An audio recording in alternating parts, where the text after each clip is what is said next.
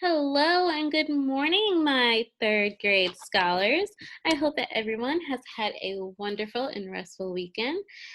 This week, we are actually going to be starting off with a quiz. So this video will help you review so that you pass with flying colors. Let's get to it.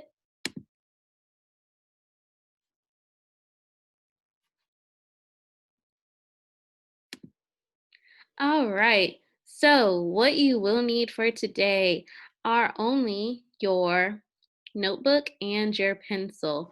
So please go ahead, pause your video right here, go get those two items and then come right back. All right, so before we get into the nitty gritty, let's review some of our vocabulary. First, up here in the left-hand corner, we have the word array. Remember, an array is an organized drawing of groups of rows and columns, excuse me. And remember, rows go horizontal or across, and columns go vertical or up and down.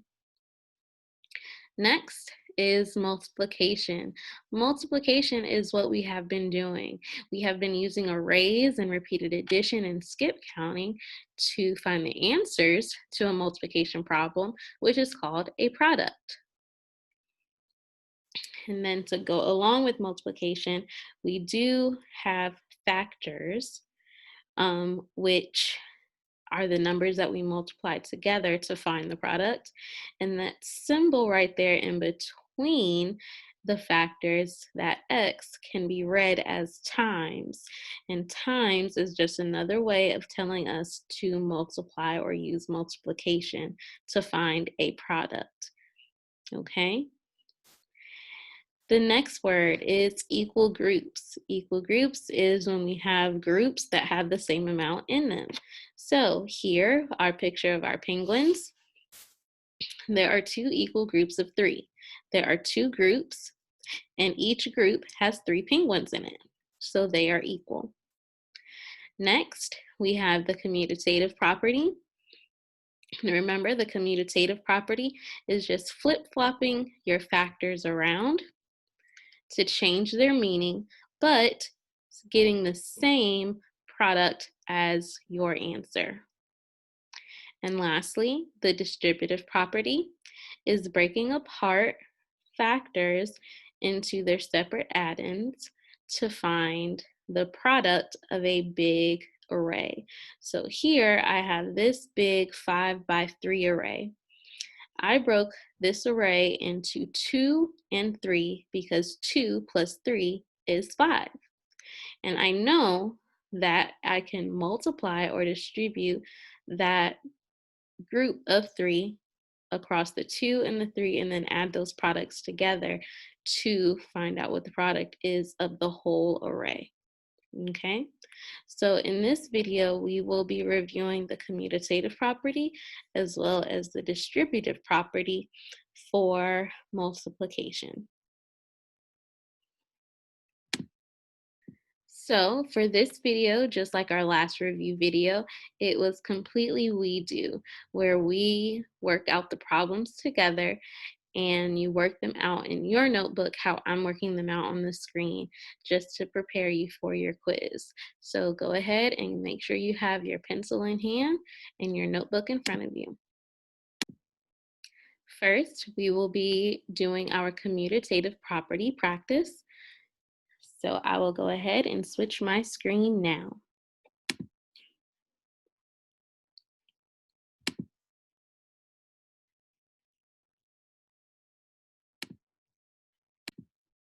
So here we have a commutative property with arrays worksheet.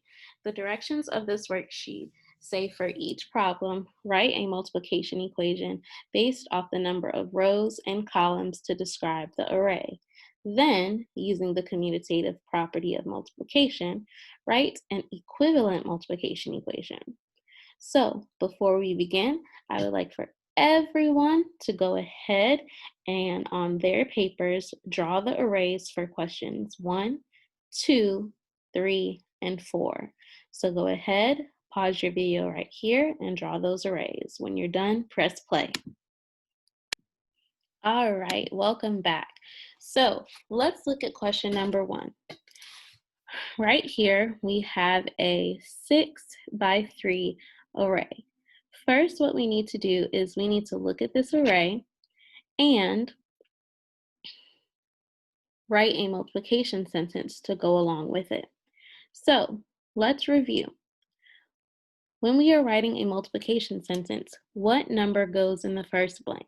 Is it the number of groups or is it the size of the groups? Awesome job. It is the number of the groups. So let's count the number of groups by running across the screen with our fingers. 1, 2, 3. Awesome. So there are 3 groups. Now, the second factor should be the size of each group. So what is the size of our groups? Let's count how many squares we have in one row to find out. 1, 2, 3, 4, 5, 6. So 6 is the size of the group. Now, in order to find our product, we can skip count by 6's to figure that out. Skip count by 6's with me. 6, 12, 18. So 3 times 6 equals 18.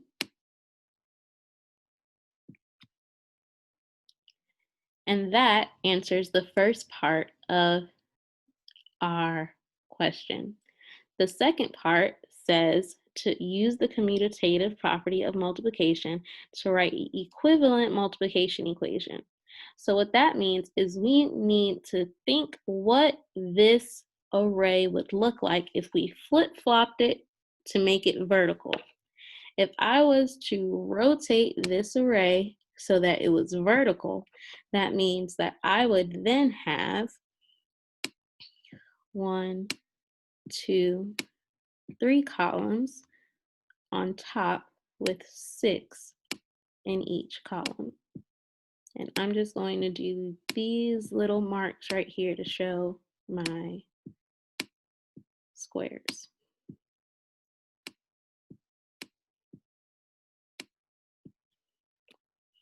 So now, instead of 3 rows, I have 6 rows.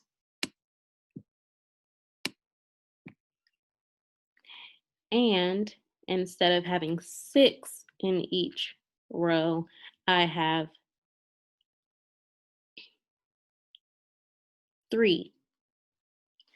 So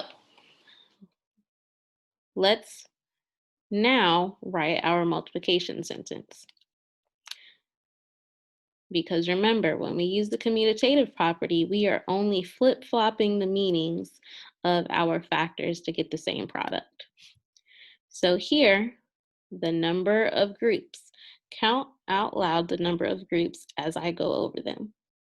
1, 2, 3, 4, 5, 6.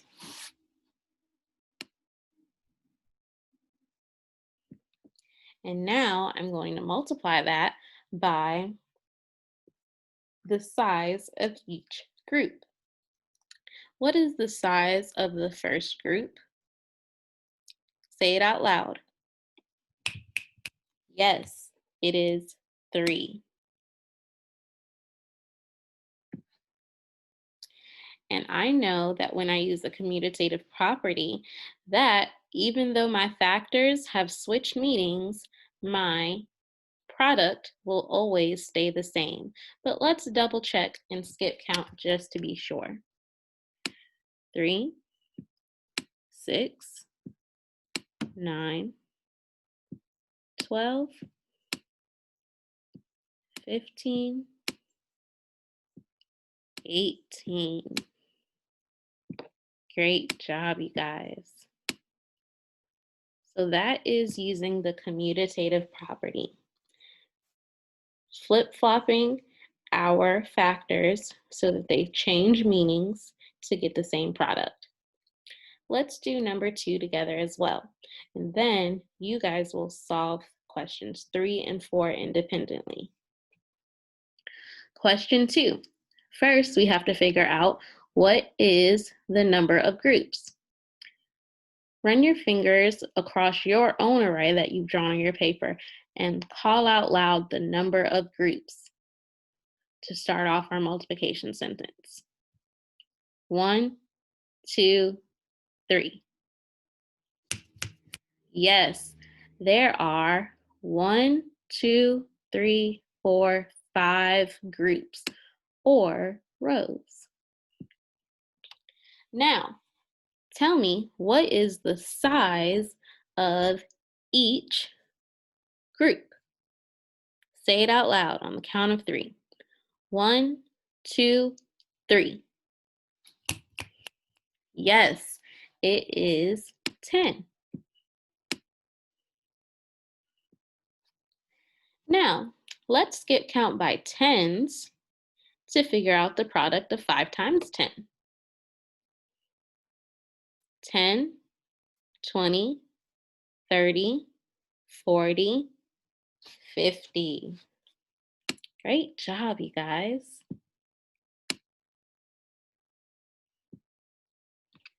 So now we have described this array that we have. Now let's use the commutative property and rotate this array. So now I'm going to have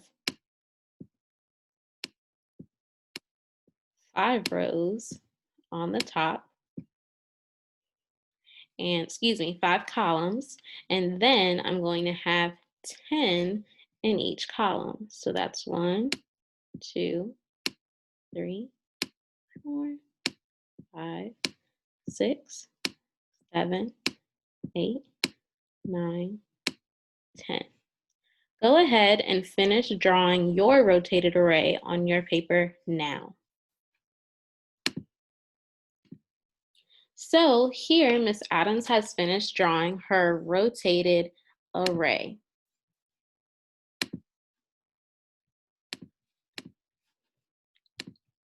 Now, let's use our knowledge of the commutative property to write our new multiplication sentence. What is the number of groups? Awesome, it is 10. Now, what is the size of each group? Yes, 5. And remember, when we use the commutative property, our factors, the meaning changes, but our product stays the same. Awesome.